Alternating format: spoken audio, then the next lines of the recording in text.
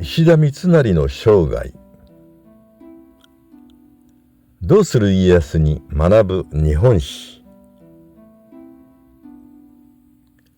邪悪な関心か、それとも忠心か。石田三成は関ヶ原の合戦で徳川家康に敗れ、京都の六条河原で処刑された。三成について豊臣秀吉の意を借りた関心であったとする説と、秀吉に忠義を尽くした忠心の人であったとする説が錯綜している。果たして石田三成とはいかなる人物であったのか、その生涯を詳しく見ていこう。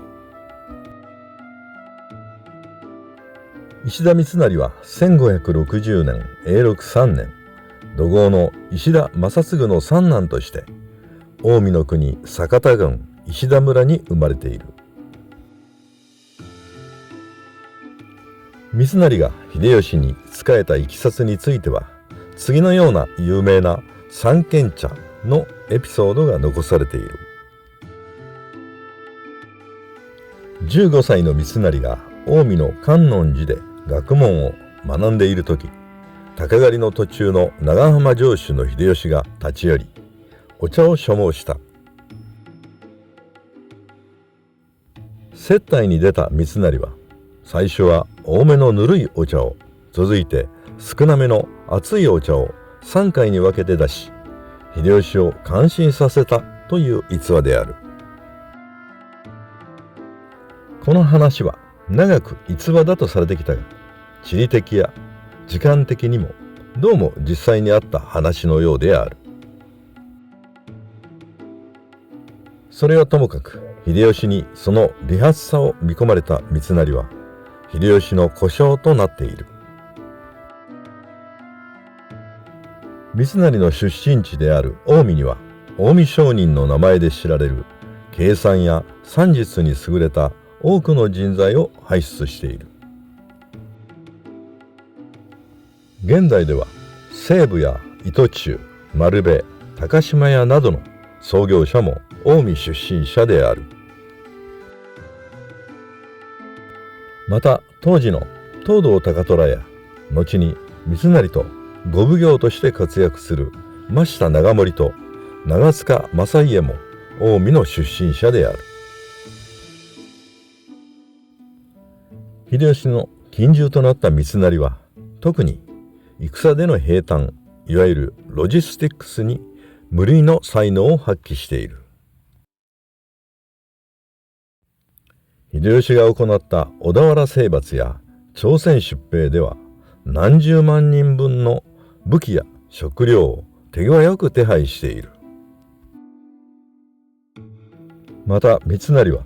戦乱で衰退した京都や博多の町を豪商と協力して見事に復活させている。ある時、大洪水で淀川が決壊寸前となり、大阪の町が水浸しとなる危機を迎えた。すると三成は大阪城の蔵から何千もの米俵を持ち出させて、包みに積んで決壊を防いだという。さらに三成が米俵と土のを交換するというお触れを出したため、農民たちが持ち寄った土のでたちまち立派な包みが完成したという。秀吉の優秀な官僚として活躍した三成だが、小田原攻めでは忍城の攻略に失敗するなど、軍事面では目立った成果を残していない。そのため秀吉の死後、武功派と言われる加藤清正や福島正則らからは、三成は疎まれたのである。秀吉やその政策を受け継いだ三成は、国益を商業で稼ごうとする重商主義者であった。一方の徳川家康は農業を中心にしようとする重農主義者であった。このため三成と家康の争いは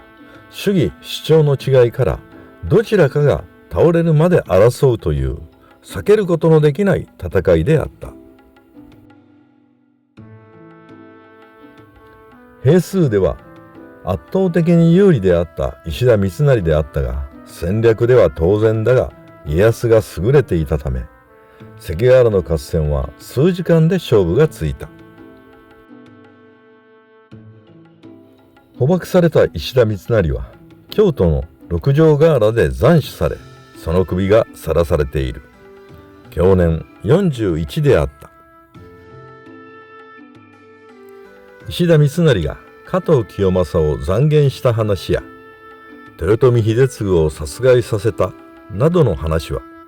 江戸時代に創作された部分が多いようだ。そのため石田三成は感心ではなく、秀吉の遺言を忠実に守ろうとした忠臣だとする説が近年では支持されているようである。